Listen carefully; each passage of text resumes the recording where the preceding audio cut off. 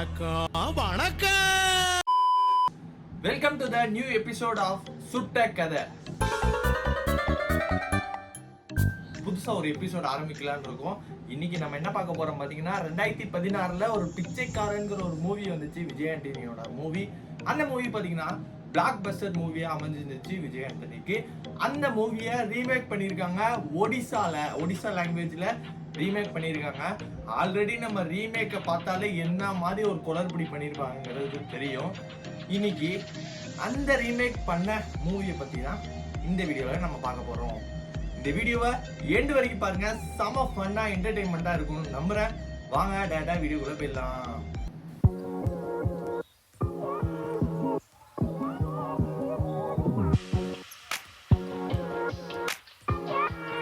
First of all பாத்தீங்கன்னா, ஒரு மூவியோட ரீமேக் எடுக்கிறாங்கன்னா அந்த மூவியோட ரீமேக்கோட பர்மிஷன் மட்டும் தான் கேட்டிருப்பாங்க. ஆனா இந்த ஒடிசாக்காரங்க பிச்சைக்காரன் மூவியோட ரீமேக் எடுக்கிறேங்கிற ஒரு பர்மிஷன் வாங்கி தெரியோட பாதியே திணிச்சிட்டாங்க. இதுல என்னடி சொல்ற? தெரியோட பாதி சீனு இந்த மூவில வரும். ஃபர்ஸ்ட் அதெல்லாம் விடுங்க, இந்த மூவியோட பேர் என்னன்னு இருக்கு பாத்தீங்கன்னா பேபின்னு வச்சுட்டாங்க. பேதியா? யாரும் கிட்ட கழுவு. பேதி இல்ல, பேபி. பேபியா? நம்ம இதுல பிச்சைக்காரன்னு வச்சிருக்காங்க. சரி, அதுக்கும் இதுக்கும் ஏதோ சம்பந்தம் இருக்கு அப்படிங்கிற மாதிரி கொண்டு வரலாம். பட் இந்த இதுல பேபின்னு கொண்டு வந்திருக்காங்கன்னா அதுக்கும் ஒரு சம்பந்தம் இருக்கு. நீ என்ன சொல்ற? இன்ட்ரோ என்னவா இருக்கும்னு நினைக்கிறீங்க? இந்த பிச்சைக்காரன் மூவி தமிழ்ல வந்து என்னன்னா ஒரு பணக்காரன் அப்படிங்கிற மாதிரி காமிச்சிருப்பாங்க. ஆனா இந்த ஒடிசால பாத்தீங்கன்னா ஃபர்ஸ்ட் எடுத்தோன்னே ஒரு ஹாஸ்பிட்டல் காமிக்கிறாங்க. ஹாஸ்பிட்டல்ல ஏதோ எல்லாரும் ஒப்பாரி வைக்கிறாங்க. என்னடா அது சம்மந்தமே இல்லையே இதுக்கும் அதுக்கும் அப்படின்னு பார்த்தா, அவங்க கல்யாணம் பண்ண ஒய்ஃப் வந்து இறந்துடுறாங்களாம். அது என்னதுல இறந்துறாங்கன்னு தெரியல. சரி, இறந்து அவங்களுக்கு ஒரு பிள்ளை இருக்கு, அந்த பிள்ளைய நீ தான் பாத்துக்கணும் அப்படிங்கிற ஒரு அக்கறையில வந்து விட்டு போறாங்க. அவங்க தான் இறந்துடுறாங்க. அதுக்கப்புறம் பாத்தீங்கன்னா 4 வருஷம் கழிச்சு அந்த குழந்தை கொஞ்சம் வளர்ந்து நம்ம தெரி படத்துல பார்த்துருப்போம்ல, அந்த ஃபர்ஸ்ட் சீன் எல்லாத்தையும் பாத்தீங்கன்னா காப்பி பேஸ்ட் பண்ணிட்டாங்க இதுல. பாடி தொலையும்.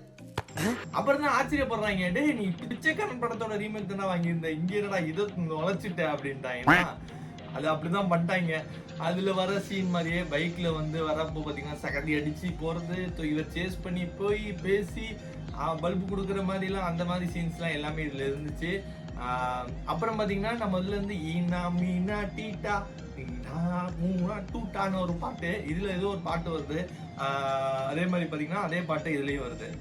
இதுக்கப்புறம் பிச்சைக்காரனுக்கு இதுக்கு என்னன்னா சம்பந்தம் அப்படிங்கிற மாதிரி யோசிக்கிற நிலைமையில தான் பாத்தீங்கன்னா ஒரு ஆக்சிடென்ட் நடக்கும். அந்த சின்ன பாப்பாவுக்கு ஒரு ஆக்சிடென்ட் நடக்கும். அந்த ஆக்சிடென்ட் ஆனதுல இருந்து தான் பாத்தீங்கன்னா கதை ஆரம்பமாகுது.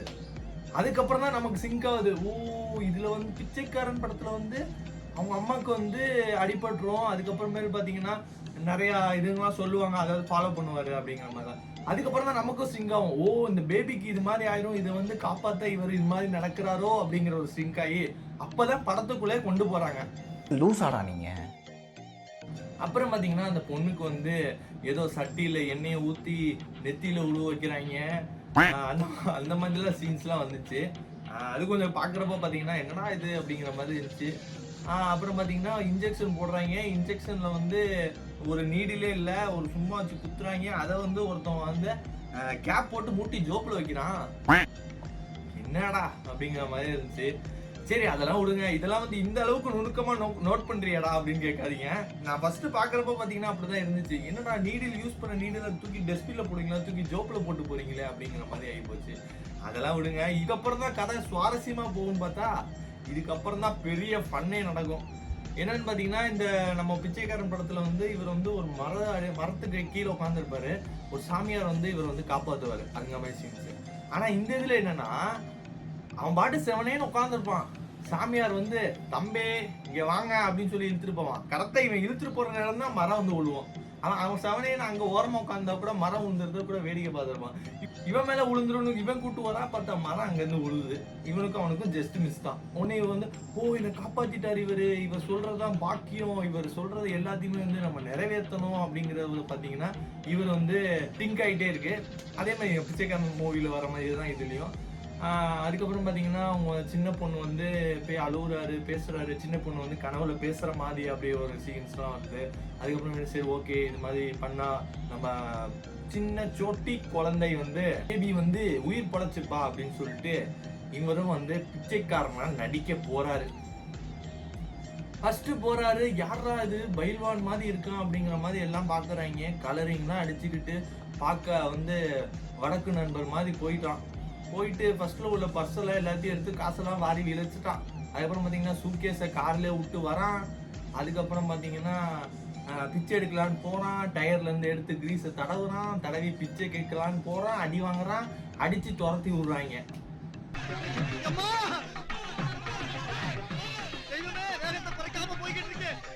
இன்னொன்னு மெயினா சீக்வன்ஸ், இதெல்லாம் விடுங்கப்பா, இன்னொரு மெயின் சீக்வன்ஸ் இருக்கும் பாருங்க. நம்ம பிச்சைக்காரன் படத்துல ஒரு கேஃபேல வந்து வேலை பார்க்குற மாதிரி இருக்கும். நம்ம ஆளுங்க பாத்தீங்கன்னா பட்ஜெட் கொஞ்சம் ப்ராப்ளம் போல.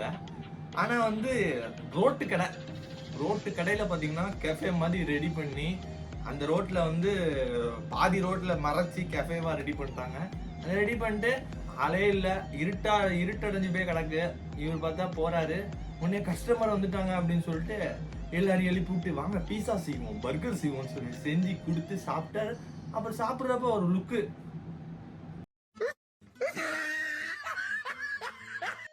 இதுதான் லவ்வா அப்படிங்கிற மாதிரி இருந்துச்சு. பார்த்தோன்னா அவர் வந்து எக்கப்பட்டு சிரிக்கிறாங்களாம். என்னத்த சொல்றது ஒண்ணும் இல்ல. ஓ சாமி வேற கூட்டு போங்கடா. பிச்சைக்காரங்க படுற கஷ்டத்தெல்லாம் வந்து ஒரு வீடியோ மாதிரி போட்டு காமிக்கிறாரு. இவர் வந்து பசியில வந்து அலைஞ்சு போறாரு. அலைஞ்சு போய் ஓஞ்சி ஒரு இடத்துல போய் உட்கார்றாரு. உட்கார்ந்து பார்த்தோன்னா பக்கத்துல குப்பை தொட்டி இருந்துச்சு. அங்க சாப்பாடு எதுவும் இருக்கான்னு தோன்றாரு. பார்த்தா சாப்பாடு எதுவும் இல்லை. சரி என்னடா சாப்பாடு இல்லை அப்படின்னு சொல்லி ஓரமா உட்கார்றாரு. உட்காந்து யோசிச்சுட்டு இருக்க பார்த்தா பக்கத்துல ஒரு நாய் அவர் திறந்து போட்ட இதுல வந்து ஏதோ ஒரு சிக்கனோ ஏதோ இருந்திருக்கு, அதை சாப்பிட்டுட்டு இருக்கு. ஆனா நாதாரியே நீ எடுத்து பார்த்தப்ப பாத்தியே ஒரு பீஸ் இருந்திருக்கு, அதை சாப்பிட்டு இருந்தா உயிர் பழச்சிருக்கலாம் மேடா கொஞ்சமாவது அப்படிங்கிற மாதிரி தோணுச்சு. அதுக்கப்புறம் பாத்தீங்கன்னா பிச்சைக்காரன் படத்துல வர மாதிரியே ஒரு பொண்ணுக்கு வந்து ஏதோ ஒரு மிஸ்பிஹேவ் நடக்க மாதிரி இருக்கும். அதை வந்து காப்பாற்ற போவாரு. இதே மாதிரி காப்பாத்துறாரு. காப்பாத்தி பாத்தீங்கன்னா தங்கச்சிங்கிற ஒரு ஃபீல் கொண்டு போயிட்டு அந்த மாதிரி அப்படியே மூவ் ஆன் ஆயிட்டு இருக்கு.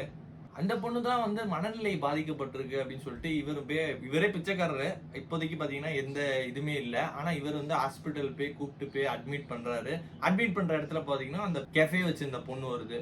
ஓ இந்த மாதிரி ஒரு நல்ல விஷயம்லாம் பண்றானா அப்படிங்கிற ஒரு இதுல பாக்குது. அதுக்கப்புறம் பாத்தீங்கன்னா இவங்களுக்கும் அவங்களுக்கும் லவ்ஸ் ஓடுது. எனக்கு ஒரு டவுட்டுங்க, இவன் ஃபர்ஸ்ட் அந்த சின்ன பாப்பாவை காப்பாற்ற தானே வந்தான். இவன் எதுக்கு சம்மந்தமே இல்லாம இந்த பொண்ணு பின்னாடி சுத்திட்டு இருக்கான்? நம்ம கோழி இன்னைக்கு எப்படியாச்சும் பிடிச்சு பொரிச்சிட வேண்டியதான்.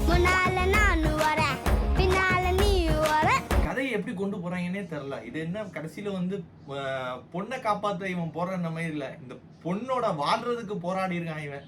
நீ போய் பொண்ணு மூஞ்சில காரி துப்பு, நான் இவன் மூஞ்சில காரி துப்புறேன். அப்புறம் பாத்தீங்கன்னா இவங்க ரெண்டு பேருக்கு ஒரு லவ் சாங் ஓடுது.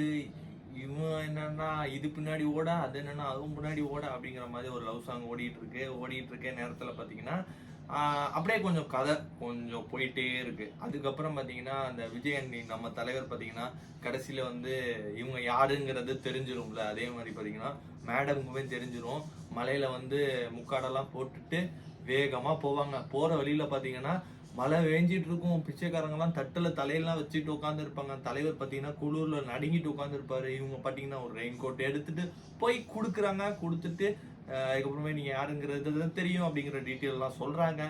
அதுக்கப்புறம் பாத்தீங்கன்னா நான் பிச்சை போடுறேன் வாங்கிக்கிறீங்களா அப்படின்னு சொல்லிட்டு போடுறப்ப பாத்தீங்கன்னா அப்படியே கையேந்திரப்போ ஒரு சாங் வருது பாருங்க, அப்படிங்கிற மாதிரிலாம் சாங் வருது.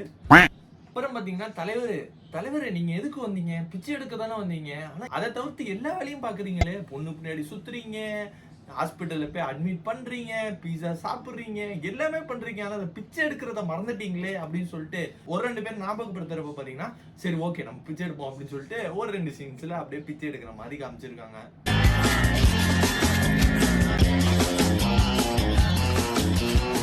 அப்புறம் ஒரு கட்டத்துல பாத்தீங்கன்னா நீங்களும் பிச்சை எடுக்கிறீங்களா, உங்க கூட சேர்றதுக்கு வேற வழி இல்லைன்னு சொல்லிட்டு நானும் பிச்சை எடுக்கிறேன்னு சொல்லி அவங்களும் பிச்சை எடுக்கிறாங்க.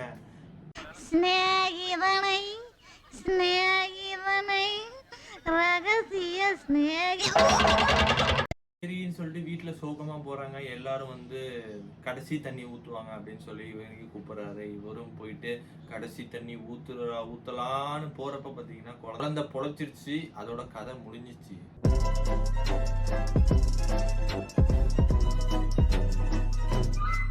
ஓவரால பாக்குறப்ப பாத்தீங்கன்னா இந்த வீக்கெண்டுக்கு வந்து செம கண்டென்ட் கிடைச்சிச்சுன்னே சொல்லலாம். வயிறு குலுங்க சிரிக்கிற அளவுக்கு பாத்தீங்கன்னா ஒரு சில சீன்லாம் இருந்துச்சு. அந்த சீன்லாம் வந்து நீங்க நோட் பண்ணிருப்பீங்க நம்புறேன். இந்த வீடியோ முடிச்சு இந்த வீடியோ எல்லாம் பார்த்து செம என்டர்டைன்மெண்ட் ஆயிருப்பீங்க நம்புறேன். நம்ம சேனல் புதுசா யாரும் வந்தா சப்ஸ்கிரைப் பண்ணிக்கங்க. Tata bye bye. See you on next video.